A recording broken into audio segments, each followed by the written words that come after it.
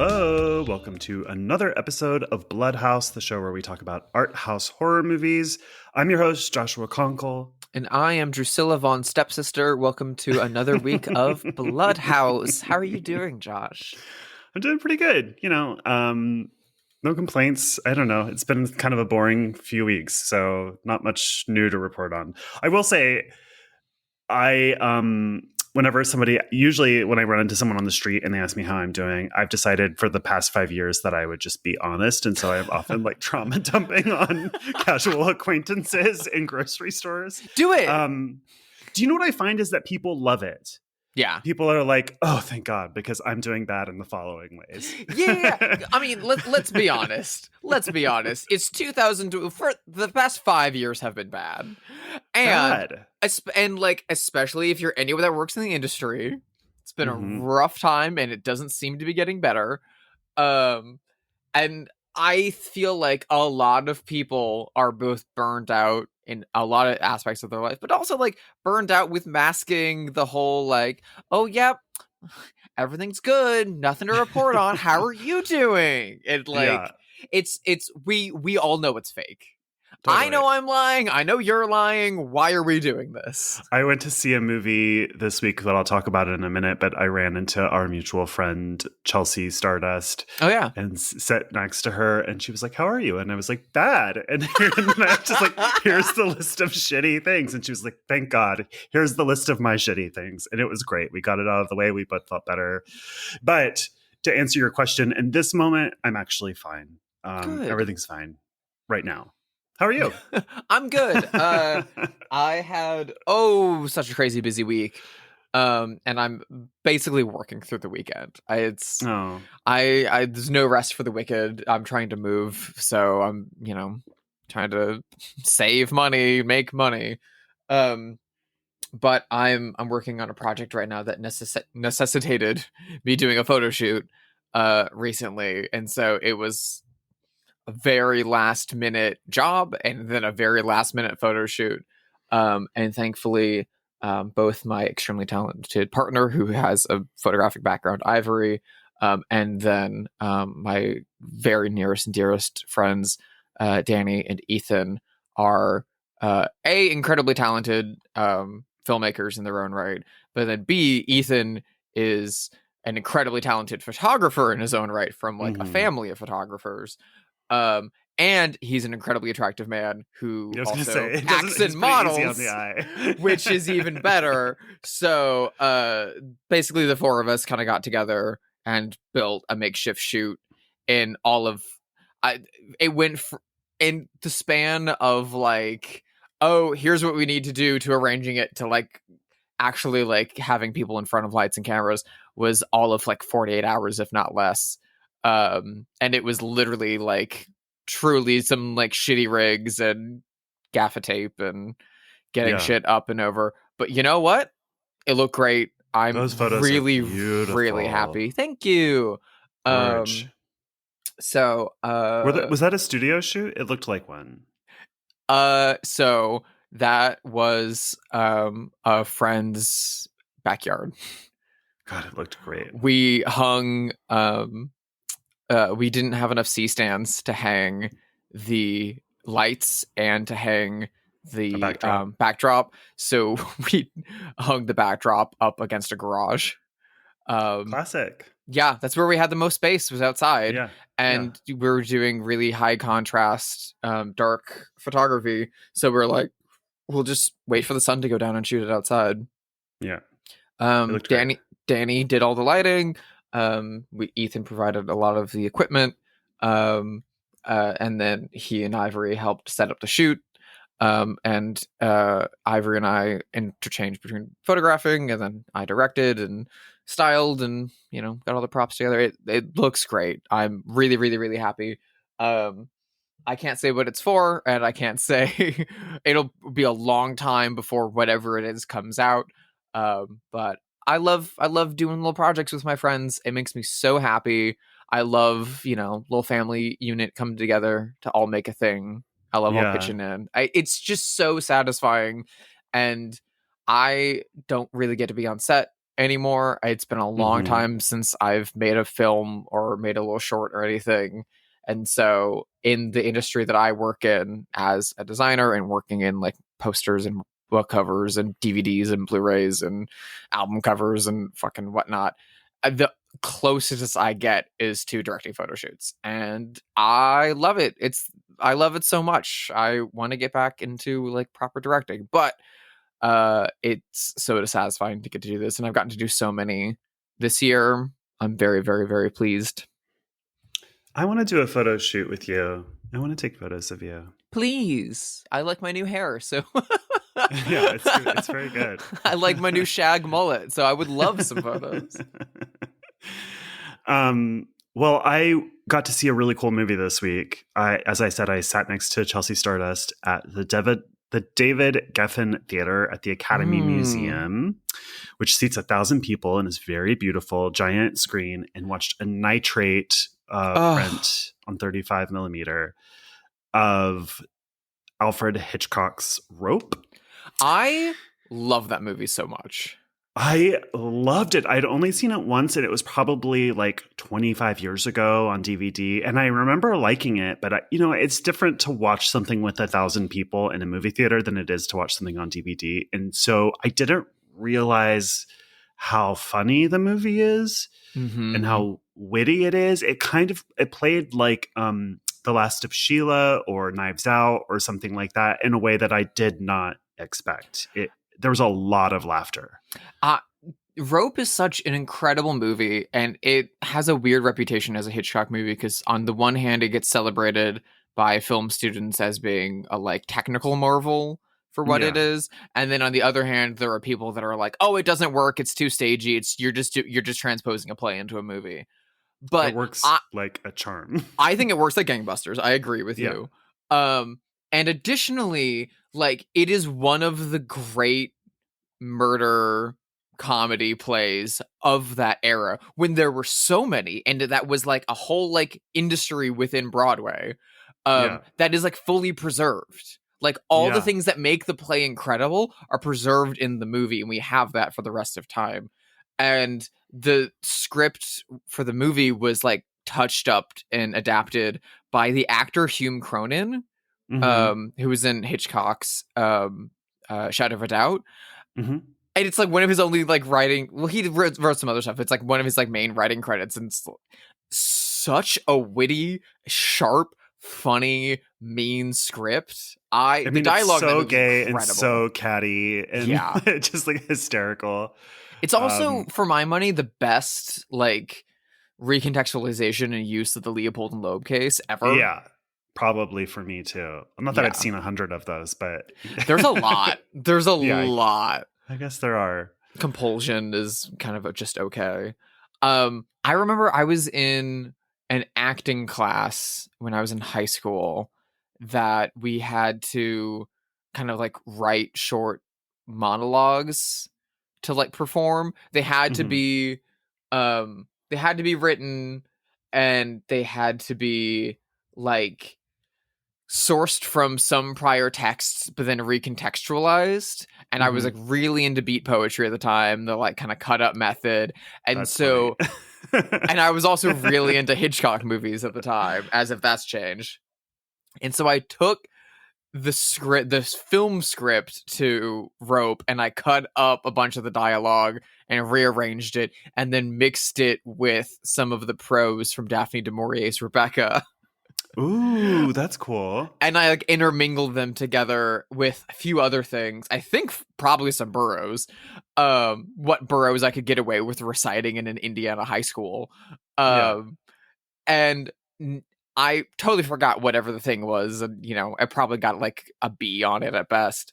But now whenever I watch Rope and I hear the dialogue, it like shoots through me. And I'm like, oh, I performed that. That's why that one line sticks with me so well. That's so weird. It also works because of that actor that plays Brandon, the psychotic one, who's so good. He's so charming and handsome. It's like really a problem because he's like a sociopath. His last name is Dahl, but I can't remember his first name. Maybe it's John Dahl. Yeah, it's John Dahl. John Dahl and Farley Granger are the two leads, and they're so fucking incredible. The way they begin to fray and snap. Have you seen Gun Crazy? Yes. John Dahl's also in that. He's the lead in that movie, and he's also incredible in it. He was an incredible actor, and both of those actors were gay. And so there was an intro by a gay film critic whose name I can't recall, in conversation with Ari Aster. Oh wow! And, but this critic was the smarter of the two. It really was about him. He's writing a book on Rope, in which Rope is a central text to this book about queer classic Hollywood. Mm-hmm. And he was saying that like Hitchcock knew that both of these actors were gay. Everyone involved knew. Mm-hmm. It was not subtle in the 40s when it came out. It was just their way of like beating the Hays Code. And he also talked about whoever was in charge of the Hays Code was like very stupid. So you could get things around him if it just... Joseph Breen. Yeah, if you were just, even a little bit subtle, things could get through him because he was just like a very stupid man. The only thing he made them cut was like the men calling things lovely. They had to cut the word lovely because that was too gay. And also saying my boy, calling someone my boy. So it was just like a really interesting conversation before the movie. And I think we think that we're so modern, but it's like everyone in the 40s knew that this was a gay couple too. It was not subtext. You know what I mean? It's the same thing with other Hitchcock movies too, with Rebecca and with Suspicion. People fully knew the lesbian characters. And look, we talked about it a few months ago with The Uninvited, the ghost movie from the 40s, that had like a huge lesbian turnout when it played. And it's like, I wonder why. They're aware that there's lesbians in this. Hitchcock famously cast Anthony Perkins in Psycho because he knew Anthony Perkins was gay, and he knew that would like add a subtext to it and added layer to that character. Like he had gay friends. He was supportive of his like other gay actors.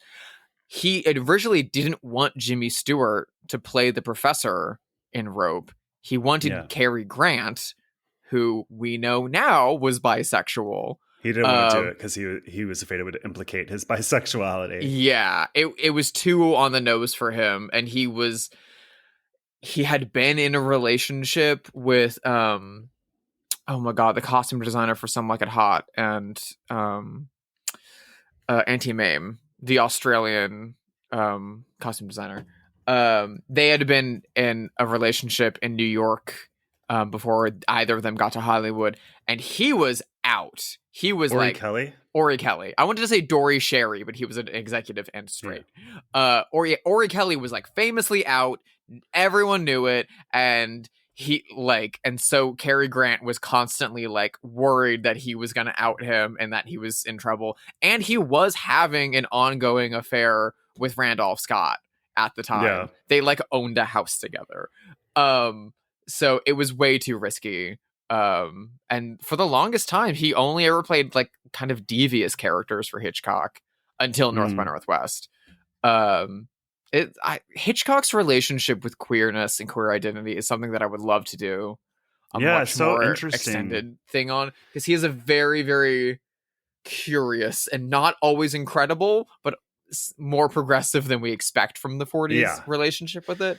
I think to him it was, a fascinating, I think to him it was a kink, and Hitchcock, who had a lot of sexual hangups himself, was very interested in those things and was non-judgmental to them, but he's also not a great guy. just talk to fucking Melanie Griffith's mom, Tippi Hedren. Yeah. Or Janet Leigh, famously had bad experiences, but God, Rope is incredible. Rope is incredible. Overlooked. I love it. Jealous that you got to see a nitrate Technicolor print of it too. It looked great. That had to be stunning. The last thing I'm going to say about this is that people who don't like film adaptations of plays are going to turn me into the Joker, because they are always so good. Yep. Rope. Come Back to the Five and Dime, Jimmy Dean. Oh my God! Dean. Yeah, Angels in America, House of Yes, Boys in the Band. I could go on and on and on. Like whenever someone does a faithful adaptation of a really good play, it always just fucking hits for me. I love it so much. Mm-hmm. And like, that's not the only Hitchcock movie that's adapted from a play. Dial M for Murder is as well. And I think Dial M for Murder is less successful because he actively tries to break it out of the play setting after a while. You can feel him getting self-conscious, and he's like, okay, we need to go into the street. We need to go to this scene. Let's invent this scene over here for this to happen. And you're like, I can feel that this doesn't fit in the script. I can feel that this doesn't fit in the rhythm, and that you're doing it just to have an exterior shot, just to not be lambasted by a few idiots. Like, it doesn't work. Yeah. The cyclorama they build for the back set of Rope of the city skyline that slowly transitions throughout the film is a technical masterwork. Yeah. The set in both the play and the film Boys in the Band, which is basically the same set. Yeah. Mark Crowley, the playwright, was the personal assistant to Natalie Wood. And that apartment is a faithful recreation of Natalie Wood's West Village apartment where That's so cool. Worked. Isn't that fun? Yeah. Natalie Wood, who had a complicated relationship with gay men. She sure did. Anyways, what have you been up to? How's it going? I've also been watching queer movies. I guess this episode's coming out in June. Happy Pride. Happy Pride. Josh is watching a gay male movie. I'm watching a lesbian film. All right. What a week. I watched I had some time yesterday morning. Ivor and I both got up early. You know, we've been working so much that we can't even sleep in if we tried to. And she recently got a new video game for her Switch. So she's been playing that a lot. And so we just got up, we went downstairs and we like hung out on the couch, cuddled up, and she wanted to play her Switch game. And I was like, I'm just going to put on a movie.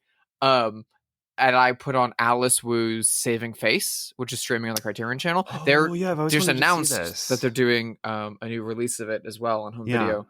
And it's such an outrageously charming, independent rom-com from the early 2000s about a Chinese American lesbian and surgical resident who, while juggling a relationship with her boss's daughter, who is also a member of the like small, tight-knit Chinese American immigration community that she's in, is also dealing with the fact that her mother, played by Joan Chen from The Last Emperor and Twin Peaks, is suddenly pregnant and unwed and being disowned by their family and has to move in with her. And so it's dealing with the mutual like scandals and secrets that like hold people back from fulfilling the lives and dreams that they want to be, and accepting the people around them and loving them. And it's all kind of done in a very like gritty New York lo-fi independent movie spirit. It's shot on film. It's mostly shot on 35, but then they steal 16 millimeter shots on like the subway and in the streets at night. It's really gorgeous and grainy. But it still has all the like, you know, run to the airport and like cute dates in Central Park kind of moments that you would expect from, you know, Serendipity and When Harry Met Sally and all those great prior rom-coms of the 80s and 90s. And the three leads, Joan Chen, Michelle Krusik, and Lin Chen, are so fucking amazing. The fact that this movie came out in 2004, and the fact that it took 16 years for Alice Wu to make anything else, not a music video, not a short, not up right now, not a TV show. It's 16 years to make another feature. Since then, she's directed some TV, but she didn't make anything since then. Is insane. Saving her Face is really interesting. I haven't looked much into her. I'm excited to pick up the new release of this when it comes out in August from Criterion. I love the new artwork by Ping Zhu. I loved it so much. And while Ivory was playing her game, the movie is also it's in English, but it's predominantly in Cantonese. Mm-hmm. And throughout the movie, Ivor just kept slowly getting sucked in and slowly getting sucked in and slowly getting sucked into the movie. And then by the last third was just game was down, fully locked in and fully enjoying it. And then we went to brunch after, and the entire time she was like, that was great. I don't like rom-coms, but that was great. And I was like, yeah. I'll get you on Imagine Me and You. I'll get you on this. Like, I will convert her to good rom-coms. So according to her bio, she's a Seattle girly like I am. She worked at Microsoft and she started writing a novel, and then she decided it would be a better movie. So she took a 12-week screenwriting class at University of Washington. Oh my God. Which she wrote the script for that movie. And then she quit her job at Microsoft and moved to New York City to become an independent filmmaker. Well, Will Smith produced Saving Face. Yeah. Like, so she did well. Good for her. She did very, very well. It's a great movie. I mean, Sony Pictures Classics picked it up in 2004 and put it out. It's had a great lesbian cult following ever since. There's not that many iconic lesbian rom-coms. There's even there's not a large group of like iconic lesbian films. There's Bound and there's Desert Hearts. And I love, we've talked about it before, but I love The Incredibly True Adventures of Two Girls in Love. It was my first gay movie as a teenager, and it's so sweet and funny and actually good without being too annoying or cloying. I wish more people knew about that movie. I love that one. It did get, it got restored recently. I think Strand put it out. Yeah, recently. Yeah, I saw that. I did also watch Go Fish recently. Has been restored by Cinematograph. If you haven't seen Go Fish is so goddamn fun. It's very scrappy and punk. It's very like 90s dyke intellectual circuit. So it's like all these lesbians that their political identity is being lesbians and living in Chicago, and like in which like getting a like tomboy buzz cut is like an act of defiance and like a courting move. It's like black and white 16 millimeter. It's real scrappy kind of Cassavetes style. It's so fun. I feel like you love it so much. It's like, I feel like a lot of the 90s new queer cinema movies like that were too experimental for a certain crowd to get into. Growing up in the video store era of Blockbuster and stuff like that. But, you know, Kissing Jessica Stein, which sucks, and then Imagine Me and You and Saving Face were like the main three that you could find at like the Blockbuster and stuff like that. So they have such a big cult following. And I don't know why it took me so long to finally see Saving Face, but I loved it so much. I'm so excited to watch it again. I thought it was so charming, so relatable. Like, I'd so well entrenched in the Chinese American world in a very specific section of Flushing, Queens, while fleshing out all the characters in its story and giving you a glimpse into this world, while also being like, I can see my own mother in the story. I can see myself in the story. I like, it's painfully relatable. Like, if you like Moonstruck, it's basically like a Chinese lesbian Moonstruck. It's so good. Great. Another great one from that era, gay rom-com, is Trick. Did you ever see that? I've not seen Trick. It's so cute and so funny. Really charming. I've got a little shelf over here in my studio of kind of like 90s and 2000s gay rom-coms on VHS. Some of them are still only on VHS. Like Beautiful Thing, Longtime Companion, High Art, that I'm going to like get through the next like few weeks. Longtime Companion is heartbreaking. That was my first job. Was that playwright who made that movie was my first boss. He hired me to move me to New York. Yeah, I love that movie. Also, another one that's super fun and super funny, but also heartbreaking is Parting Glances, which is like painfully unavailable still. Love it. Anyway. Beautiful Thing I love as well. We love those gay 90s movies. Love them. Anyway, speaking of great movies that we love. A gay 1890s movie. Yeah, exactly. We are watching a movie that is hot off the presses, premiered at Sundance this very year, the year of our Lord 2025. We are discussing, of course, Emily Blichfeld's The Ugly Stepsister.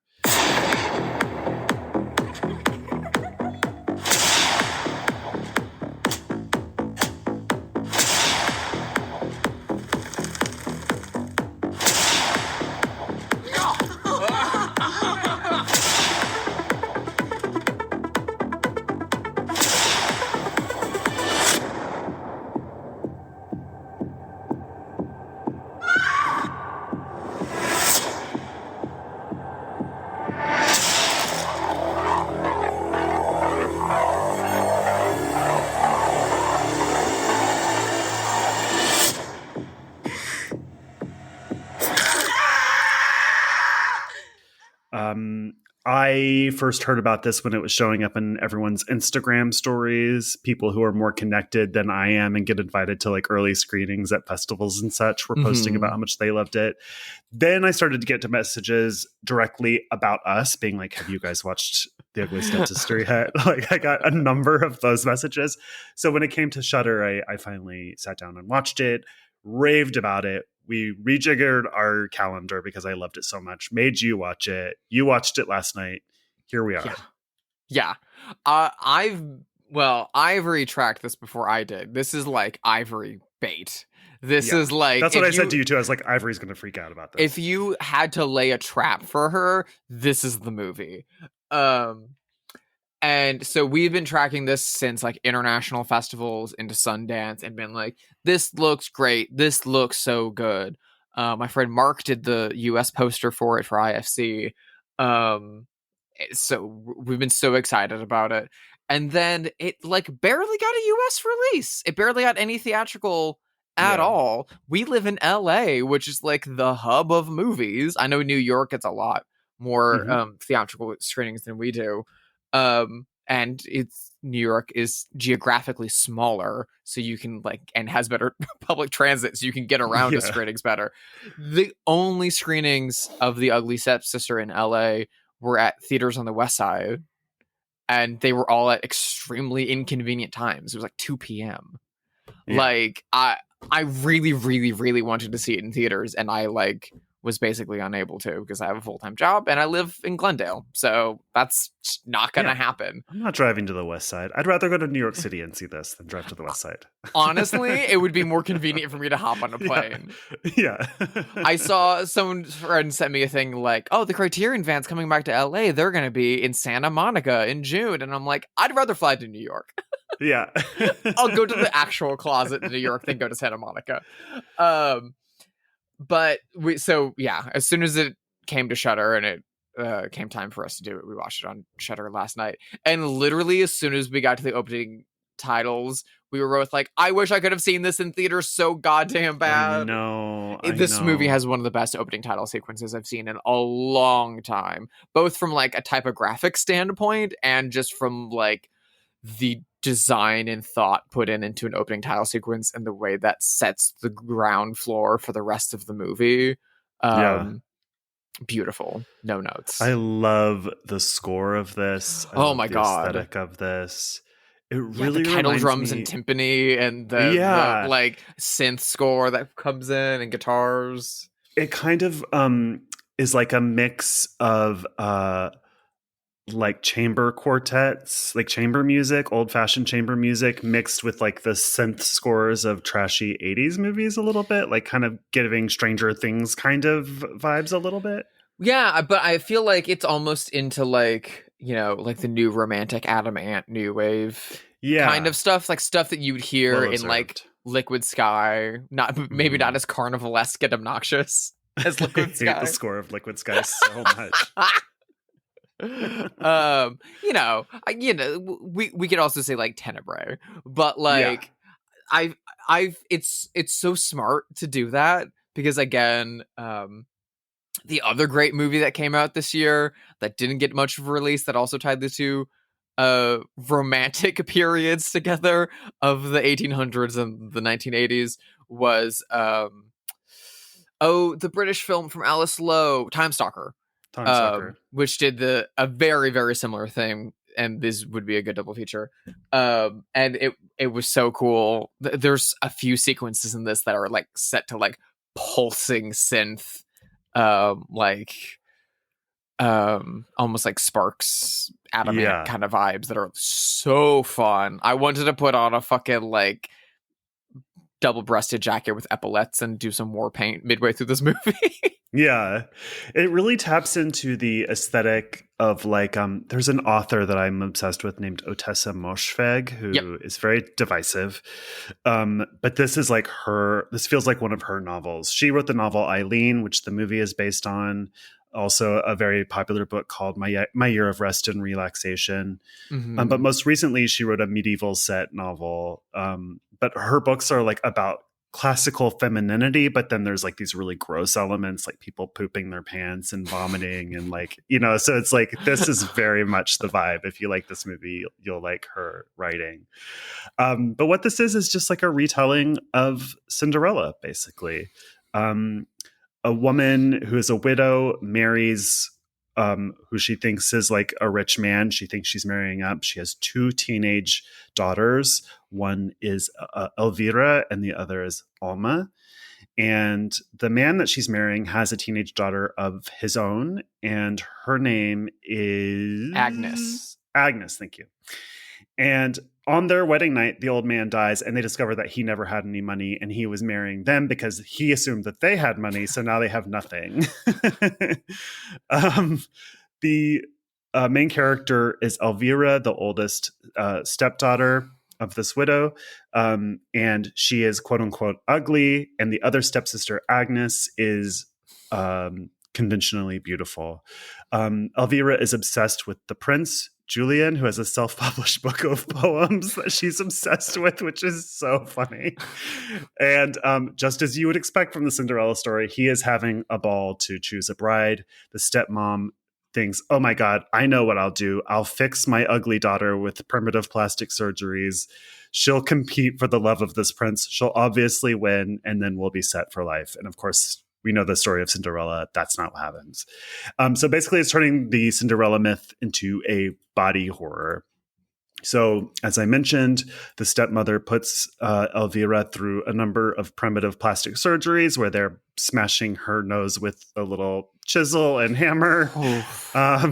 She purposely ingests a tapeworm egg to lose weight. Imagine the fallout from that. And so she's getting closer and closer to meeting the prince and making him fall in love with her when everything kind of unravels and falls apart. Yeah, that's it, right? I mean, yeah, it's a retelling and recentering of the Cinderella fairy tale from the perspective of the quote unquote ugly stepsister.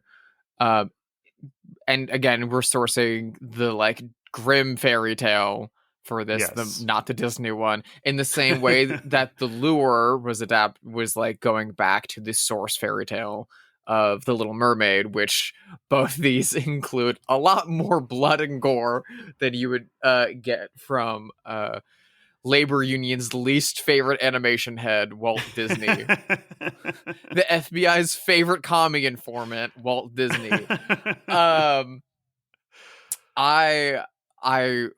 I fucking love this movie so much. I my Letterboxd review is the pithy fucking kind of like, this really feels like Hammer Films presents Jane Austen's The Substance, and like it's what it is. We're talking about teenage girlhood. We are talking about the awkwardness of puberty. We are talking about female body autonomy and beauty standards and female jealousy and competition, and the way in which these inherently misogynistic patriarchal systems force women into commodifying their bodies because they don't have any means of owning their own property or taking care of themselves. And without a man in the picture, they are forced to essentially sell themselves to the highest bidder and kind of like destroy everything about their personhood to survive.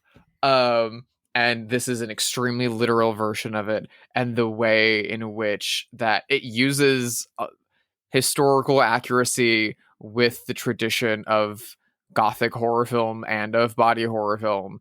It just comes together so beautifully to the point that it's kind of shocking this hasn't been done before. Yeah, it is really. And when I first heard of this, I wasn't that excited by it, the idea, I guess, because I don't know. I just expected it to be something different. I appreciated how complicated both of these girls are. Elvira is at no point ugly, actually. She's a totally normal looking girl. She's a nice enough person. You know, Agnes is conventionally more attractive, but she can be a total bitch, but is not an evil character. She's secretly sleeping with a stable boy, which the Cinderella that we're used to would never do, of course. So they're both complicated in a way that I appreciated. Mm-hmm. And every time one is presenting more kind and generous to the other then has their guard up and is in their more vile state. And so they're constantly on the back foot with one another. And the amount of like teenage girl awkwardness that is inherent in that, and the way that reflects consistent behavior is like to this day is amazing. This scene, not long after her father's death, and then the main character's stepfather's death, Elvira goes to Agnes's room to like bring her chocolates and like kind of like help her like soothe herself following her father's grief. And she was like, my father died too, and it was awful, and my mother stayed in bed for months, and this is how we got over it, and I want to be there for you. And she the conventional Cinderella turns around and says, how dare you compare your pain to mine? My father would have never even let scum like you into my house if it wasn't for your money. Yeah, which is how we learn that neither party has any money to speak of.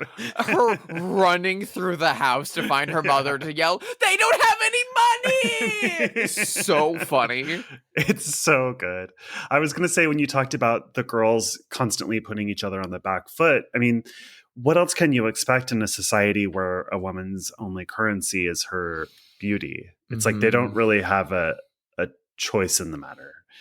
And the thing I thought about watching this movie a lot about was like the idea of pretty privilege and the debate about whether or not pretty privilege is real. It's a little bit of a silly term, but I think it actually is real. It seems clear to me that 100% real. I mean, everyone watches more attractive people get more opportunities and breeze through things that are difficult for them, right? I'm not the only one who watches this happen. No, right? no. This is the world. This is the world. Yeah. Like, we live in Los Angeles, Josh. But even if we didn't, even if we lived in Kansas, I'm sure we would still see the same dynamic play out. And I don't know. I just think that's what I was thinking about the most in this movie. And I also felt outraged on behalf of Elvira a lot of the time, because again, she's working so hard. She's literally starving herself through a tapeworm, whereas Agnes gets to just breeze in and take, you know what I mean? It's like she doesn't earn it, quote unquote, earn it the way that Elvira does. Well, and also the smug gall to like, I live in this castle with my daddy, and I'm so hot that they're also broke. So there's no empathy of like, oh, okay, we both don't have any money, but like they're trash people. Well, I mean, I think that they have lost, it seems to me that they've lost their money somehow, right? Because they live on a palatial estate with servants. So it speaks to their class, but their class is not matching their actual holdings anymore. Yeah. And she always has that stick up her ass the whole movie. And the way in which this movie brings to life those traditional Cinderella elements within the tone of this movie is incredible. Throughout the movie, I kept being like, how are they going to get Cinderella to the ball? How are we going to get Agnes to the ball? Like, in this grounded, more gothic version, how are we going to do that? And I won't spoil it, but when the way that she gets her outfit and the way, I was like, oh, that's fucking smart. It's so cool. That's so fucking cool. And also gross. There's a great there's a sequence in this when they first take Elvira to the plastic surgeon who imported from France. Is so funny. He's like such a good actor. His performance is so good. The performance is great. The character's name is Dr. Esthétique. Dr. Esthétique. And his little like un, deux, trois on the nose is so good. Un, deux, trois. Incredible. But not long after that, they come back to the house, and she's got her nose, and it's a little case that we see on a lot of the advertising art, it's very real, very funny, very, very like iconic Victorian era look. Yeah. And Agnes, our Cinderella, is like, "Oh, I decided when I want to bury Daddy. We need to do it soon." And the stepmother says, "No, no, no, no, no. We don't have any money for that. Once Elvira marries the prince, then we'll have the money to bury your dad." And she says, "I know you're taking her to the plastic surgeon. That guy costs a lot of money. So you're going to spend your money on that and not on burying my dad." And the stepmother says, "Oh, how do you know how much he costs?" Yeah. Which is like such a great fucking dig. And I love the so kind good. of perception of like, have you had this work done? Yeah.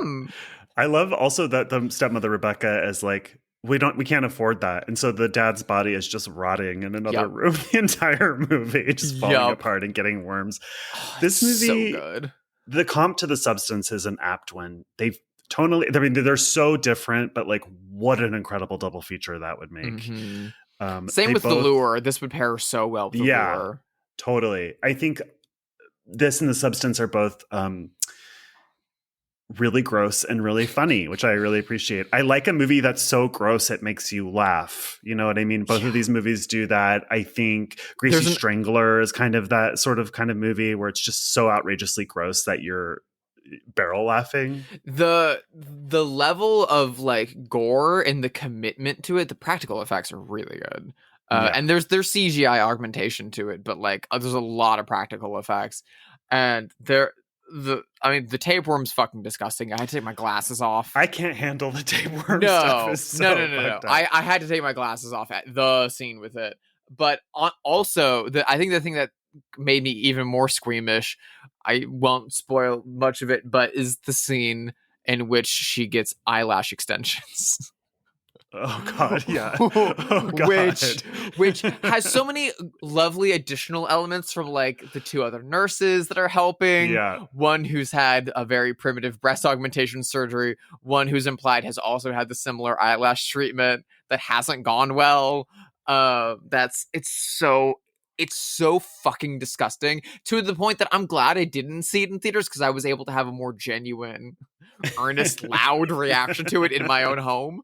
But all of that horror serves an emotional point with the characters, which can be really hard to reckon with, because you do, like, even though she can be shitty, you do relate to and sympathize with Elvira the whole time, because like, if this doesn't work out for her, she's doing everything she can. If this doesn't work out for her, what does she have?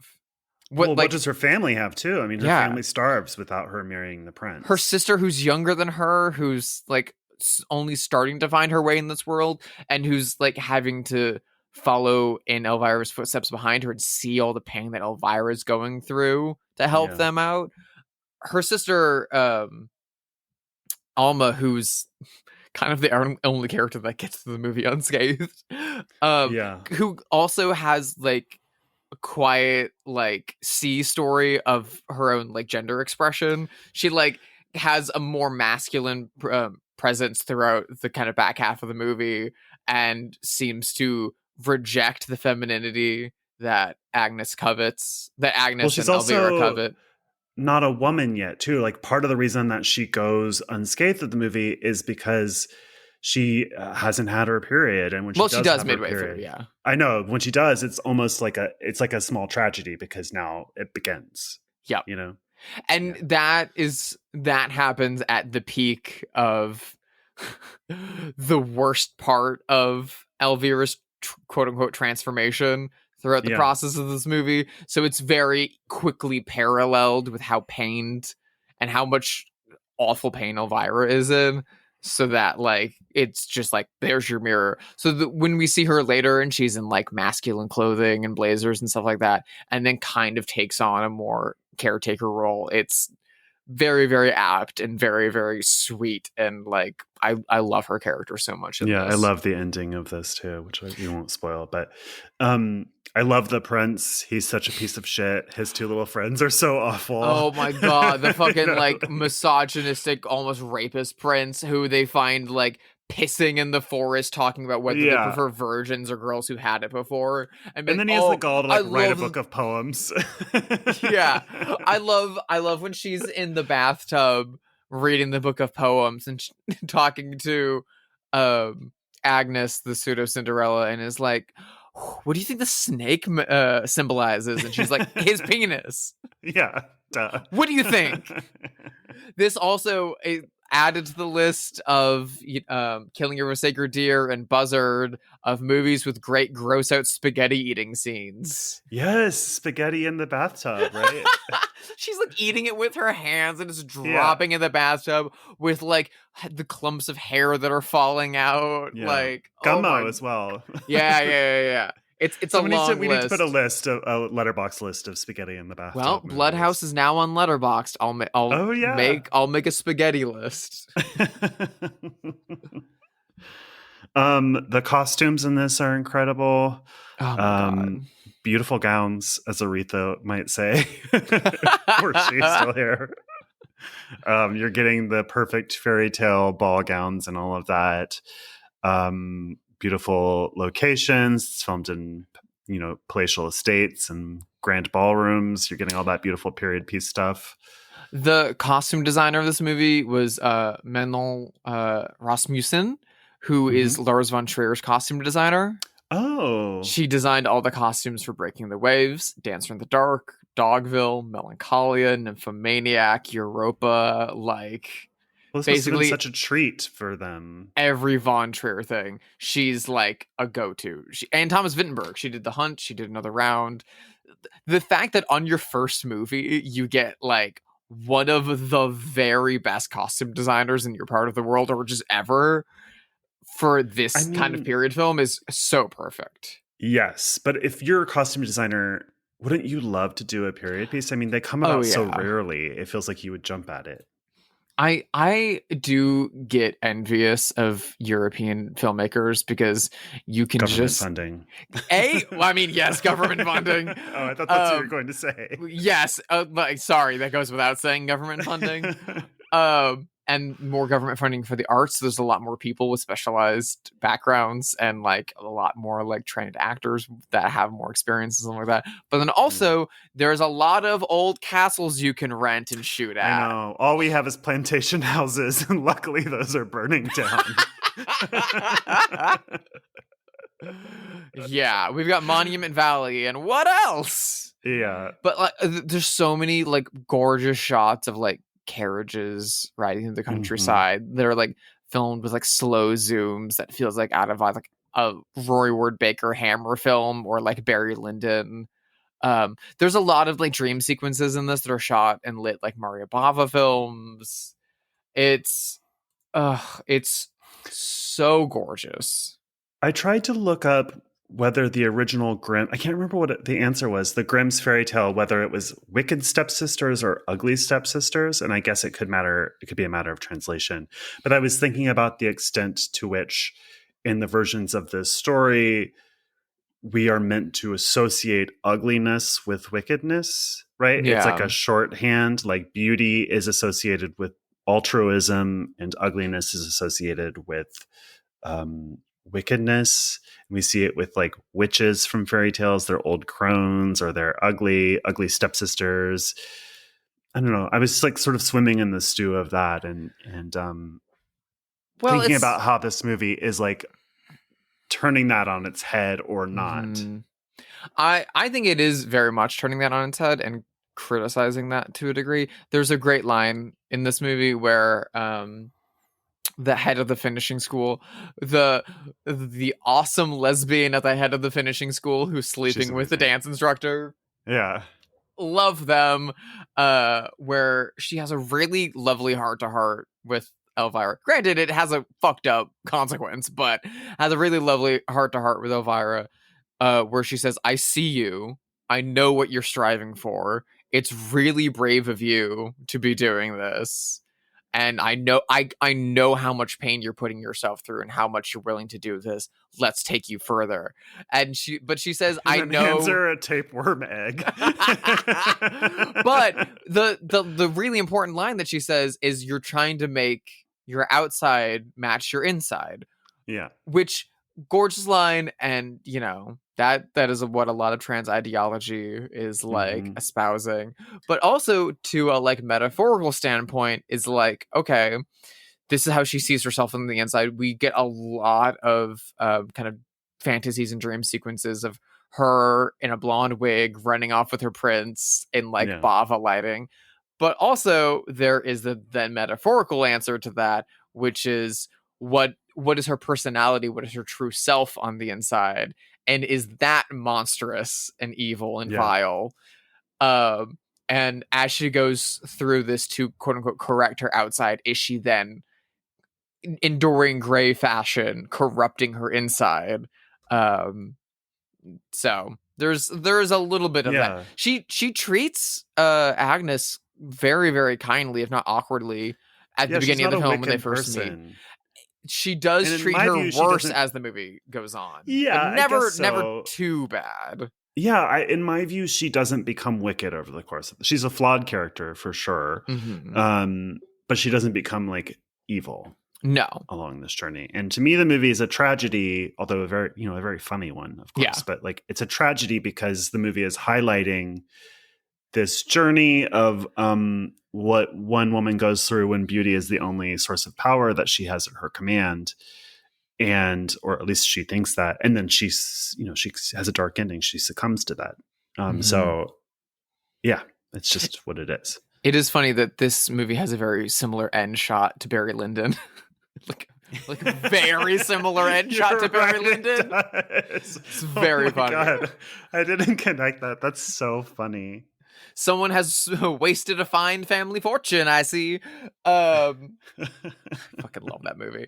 I love that movie. I will also, speaking to your idea about the way that those original fairy tales, in the way they are told and the way they are adapted, can reinforce the idea of, or the presentation that beauty is goodness, ugliness is wickedness, and that tie and that like can get very fascist very fast. Extremely.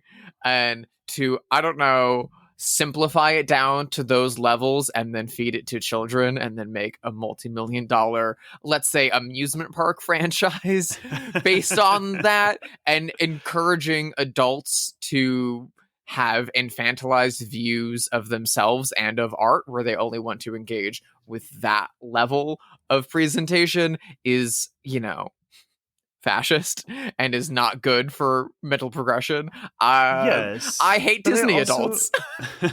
Yes, that goes without saying. But I also wonder to what extent that idea that ugliness is wickedness and beauty is altruism is hardwired into us because it is in all of these old stories. Like, is there something in us that makes that innate? Because it keeps popping up in our oldest stories. So I don't know. I don't know if there's something innately in us. I just think I think it's a shorthand. I think, it's similar to what we've discussed about the Silence of the Lambs, and similar to what we've discussed about the Sentinel, and the way that it as a shorthand, not we as in you and I, as just the collective we as in like artistic storytellers of the history, use otherness to represent scary concepts and to shock an audience. And so we know that people find something aesthetically pleasing, so we'll make that the good thing, because that on a subconscious level makes people feel safe and happy and aspirational or aroused or what have you. And we know that people find this unsettling, so okay, the denizens of hell, we'll get disabled people for that. How do we let them know it's a serial killer? We'll put a man in a dress. That whoa, that's a weird idea. And okay, this girl she's so sad and she wants to be with the prince, and she's got these new sisters and she doesn't like them. Make them fucking ugly. Like, they've got to be, they've got to have a large nose Why is that ugly? They've got to be overweight. Why is that ugly? Like, right? So yeah. Anything else to say about this movie? I love it so much as someone who has had surgeries on parts of my body. It's very, very fun to watch this, and it's also like, you know, it's a war of inches, because it's a like, how far are you willing to go? At what point do you stop? And when the character's introduced, she's got braces on already and on her teeth, and that's something that 90% of Americans can be like, okay, yeah, I went through that, I had that, sure, fine. And you get to see that early process of getting them removed and stuff like that, which does feel horrifying, but isn't that far away from how it's done today. And so it's like, okay, what's the jump between that and to the next surgery? What's like, where's the line, right? They keep moving the goalposts in a way that it feels like bureaucracy and a rigged ecosystem does to us. But then also, how far are you willing to go for your goal? And as someone, like, I remember when I had multiple surgeries at once, and I remember when I woke up from it, I was like, people get addicted to having surgery. What the fuck? How? That was awful. I'm so glad I'm alive and I can breathe. And that was a terrible, like, week of recovering. I hated that. You looked like female trouble. Like, you were just sitting there with bandages around, like, goodnight, mommy. Yeah. So strange. It was rough, and it was hard to breathe, and my nose was just caked in dried blood. It was very, very bad. But then, you know, a few years have gone by, and I'm like, what about this? Right? And even watching this movie, that's the like roughest cosmetic surgery you could possibly ever have. No anesthesia.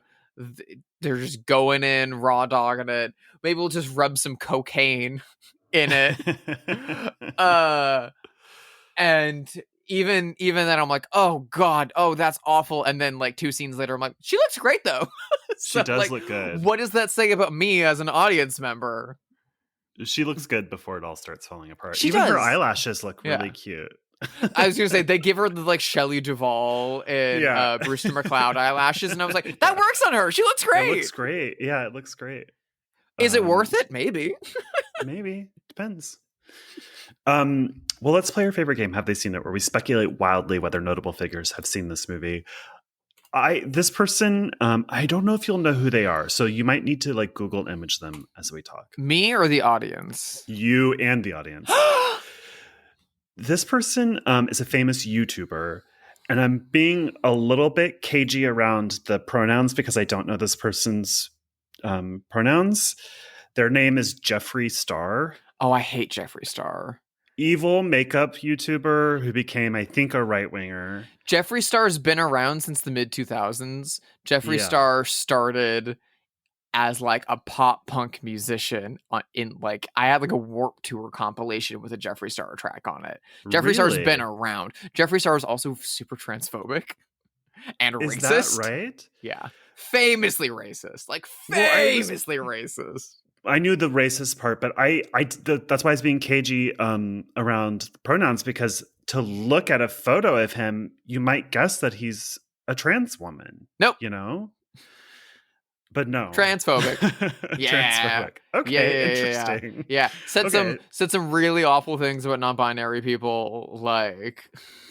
Well, because he's both a makeup artist and evil, I wondered if he had seen The Ugly Stepsister. There's no way Jeffree Star has enough brain cells to get through a foreign language film. True. I'm going to be mean and blunt about that one. Yeah. Like, flat out. I did not know that Jeffree Star was transphobic. Yeah. I knew that he had become like a right-winger of some sort, so I guess I could have inferred, but yeah. Yeah, Jeffree Star fucking sucks. It's so funny because I remember in like 2009 or whatever, seeing Jeffree Star on a like list of Warped Tour acts, or maybe on the back of a Warped Tour compilation, and the person I was dating at the time being like, skip that, Jeffree Star's a monster. And I was like, what? Why? And they like explained at that point what was wrong with Jeffree Star, and I was like, and somehow has still like had a career, if not blown up a little bit since then. I mean, he became a huge makeup YouTuber and owns a cosmetics company. Yeah. That is still going. So, and has been sued a lot and has said some heinous things on the internet that are still around and everyone's able to find. Like, absolute monster. There's no way Jeffree Star has seen this movie. And you know, I'll buy it. I think also that if someone told Jeffree Star to see this movie, he would either never watch it because someone recommended it to him, or lie and be like, oh yeah, of course, oh my god, haha, yeah, loved it. And you're like, you piece of shit, you fucking liar. Okay, hit me with one. Okay, this is someone that makes works of art that I think you and I both really enjoy, some of at least, but as a person has also kind of been lambasted for kind of being a piece of shit, but does have a creative, is not nearly as bad of a person as Jeffree Star. Like, not nearly. If anything, is just a slightly mentally ill man, but a very, very great filmmaker. I don't love all of his films. I really hate some, but I do really love some of the other ones. Do you think that Lars von Trier has seen The Ugly Stepsister? Considering his go-to costume designer for decades did the costume design for it, and it is, I believe, in his native language. Norwegian, right? Yeah. Yeah. My gut says yes. Yeah, I know he's not been doing well. I think he like is living in an assisted care facility. Really? Now. I didn't know that. Yeah. Oh, what a mixed bag he is, both as a person and a filmmaker. he put out a video a couple years ago asking for a girlfriend. Oh my god. He like recorded a video where he's like, I know I'm not easy to live with, but I really need like a girlfriend and a muse in my life. I bet what he really wanted was a mother, like someone to clean up after him. Yeah. Well, now he's paying nurses to do that. Yeah, which is the way it should be. I mean, his movies that are good are so good, as unpleasant as they are. Yeah. I love Breaking the Waves. I love Me too. Europa. Like, I love Dogville. Ivory also loves Melancholia. I love she and I both hate Antichrist.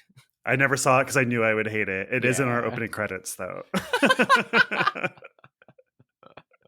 I like Nymphomaniac. There's issues with it, but I like it. I don't know if you would have caught this either at a festival or out and about at a theater or something like that, but I feel like he would fucking like this movie. He would like it a lot, I think. feel like he would really like this movie. Yeah. Do you think Coralie Farja has seen it, whatever her name is, who made Coralie Farja? Yeah. Oh, yeah. Oh, yeah. Yeah. Oh. That's not my one. Oh, absolutely. Yeah. My one is this. She is somebody that I'm obsessed with in kind of a negative way. Like, I sort of hate her and love her at the same time. Problematic fave, I guess you'd say. She is the impresario who gave us Goop. She is this ski accident sewer. Gwyneth Paltrow. Do you think Gwyneth Paltrow has seen this? No. You don't think? No. I guess she doesn't have a Shudder account. There's no way Gwyneth has a Shudder account, first of all. So I don't buy her as a horror movie girly. Me neither. I don't think this is like, I think somebody who doesn't like horror movies could like this movie, similarly to The Substance, because it is also kind of arty and it's about something. And yeah.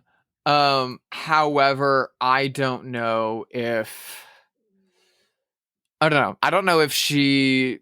I don't even know if she would have watched The Substance, despite even like Academy voting and stuff like that. I could see her being like, "Congrats, Demi! What a great job!" But like, I could see, even if she got the screener and then put it on, I feel like she would have turned it off. I feel like that level of gore is too far for her. Do you think that she is annoyed by criticisms of like the beauty and wellness space? Yeah. Privately, I think probably. I didn't realize that when I picked her, but I think maybe she is. Like, I think the substance might annoy her because it's like it feels like a criticism of her in some way. It kind of is. Yeah. Now Blythe Danner would love the ugly stepsister. So I'm thinking about another kind of atypical Cinderella adaptation. This is one from the 1990s. Do you think that star of 1998's Ever After, Drew Barrymore, has seen The Ugly Stepsister? Oh boy, I don't think she has, but I think she would really like it. Drew Scab Barrymore. Yeah, that is true. She did Scab. She has a really great taste in movies, though. She does, and she is queer, like, and she like famously loves horror movies. Like, Drew Barrymore is queer. Yeah.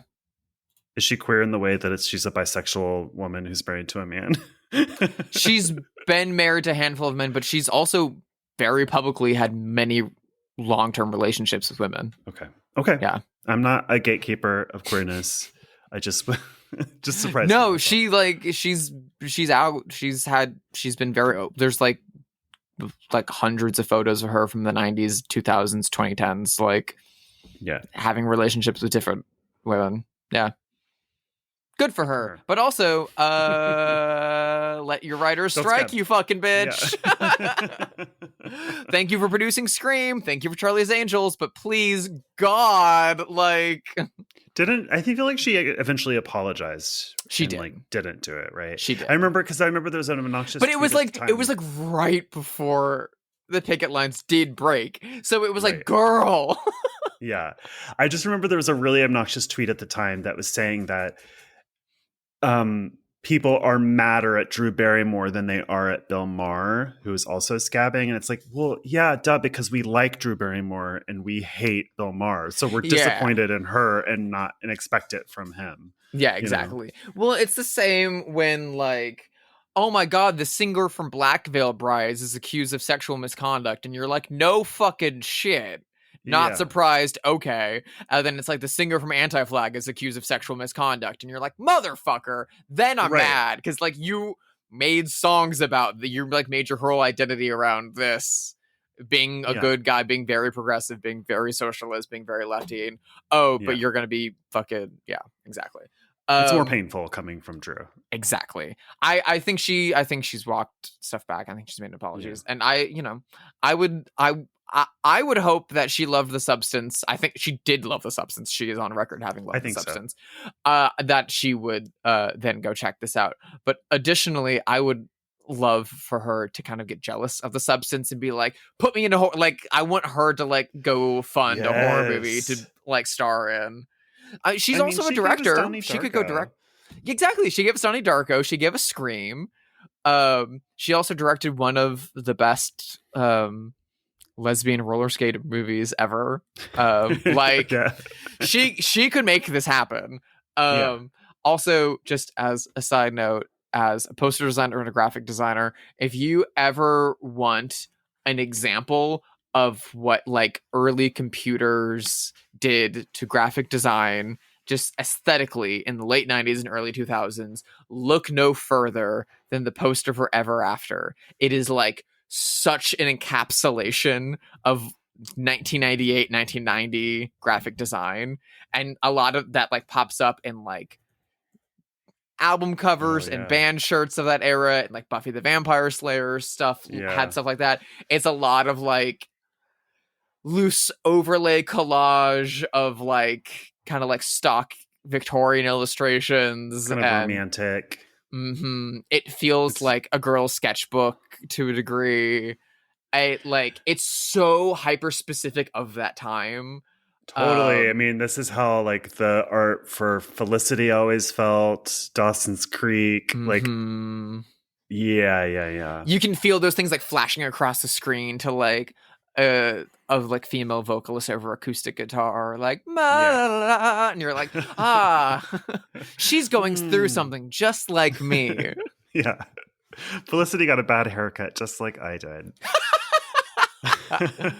Oh my god. Well, this is another feminine rage film. Love it. Not as femcel as an asexual or, you know, quietly closeted as Repulsion have, if you want to read it. Say.